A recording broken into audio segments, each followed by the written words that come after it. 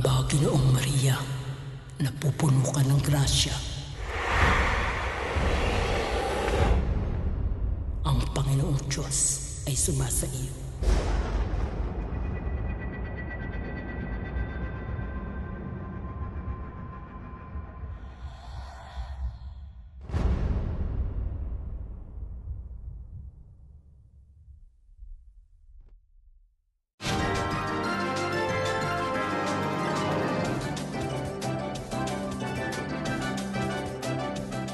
Opo. Opo. Ay, bro, kapatid. Pwede ba kitang mag-usap, kapatid? Isang imbitasyon ng isang samahan ang hindi natanggihan ni Philip. Kasi mahilig ako sa baril noon.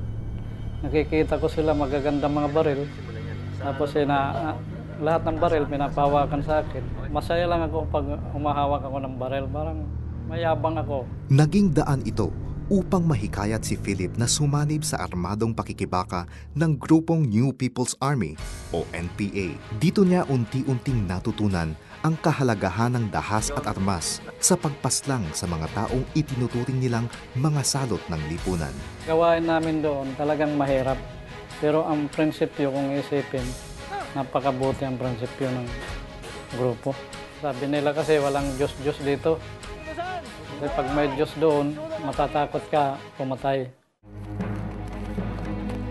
Dahang-dahang namulat si Philip sa mga engkwentro at walang habas na pagpatay. Nung kumbaga sa adik, naging adik na rin ako.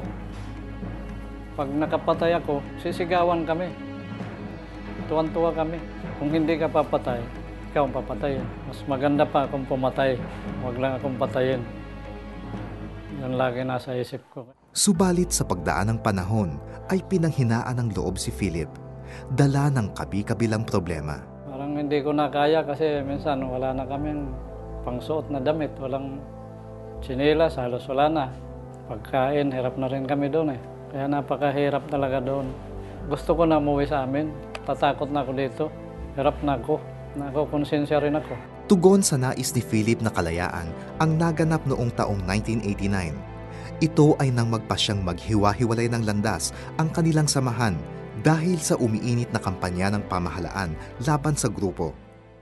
Natuldukan ang 14 na taon ni Philip bilang kasapi ng NPA. Bilang panimula ng pagbabagong buhay ni Philip, ay namasukan siya bilang security guard at dooy nakapag-asawa.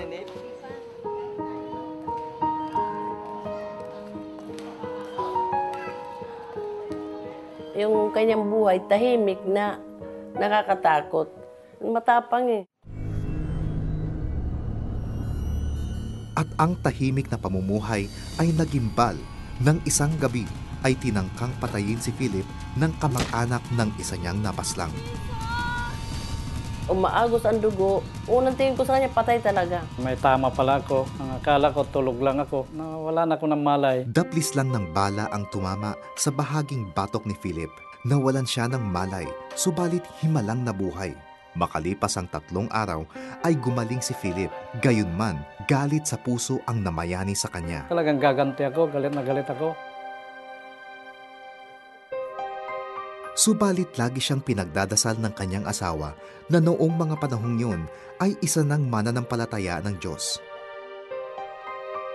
Ang gusto ko sa kanya, na matanggal yung kanyang puot sa kanyang puso. Hinihingi ko sa Panginoon na sana mabago ang buhay niya. Sa pagdaan ng panahon ay unti-unting nangusap ang Diyos kay Philip. Ang Diyos talaga kumilos sa akin. Kasi sa daming mga nangyayari sa buhay ko, ngayon lang nadama ko na may Diyos pala. Kaya pasalamat din ako sa asawa ko na walang hinto sa akin sa pananalangin. Hanggang dumating ang araw na tanggapin niya si Hesukristo.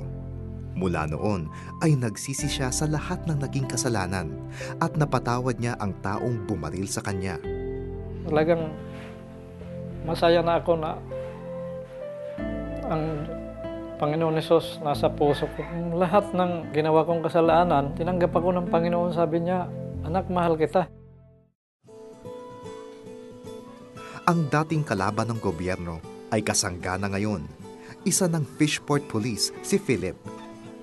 Mula noon, ibang Philip na nakilala ko. Kaya pasalamatan kong Panginoon dahil tunay nga na siya'y buhay. Salamat sa Kanya dahil sa pagbabago sa buhay ni Philip. Matapang niyang hinaharap ngayon ang buhay. Hindi gamit ang dahas, subalit gamit ang sandatang bigay ng Panginoong Diyos. Hindi ko nakilala ang Panginoon Hesus. Malamang kung hindi ako patay, sa kulungan ako. Nagpapasalamat ako sa Panginoon na binuhay niya ako. Tunay na hindi niya ako pinabayaan. Napakalaga ang buhay natin pag ibinigay natin sa Panginoon.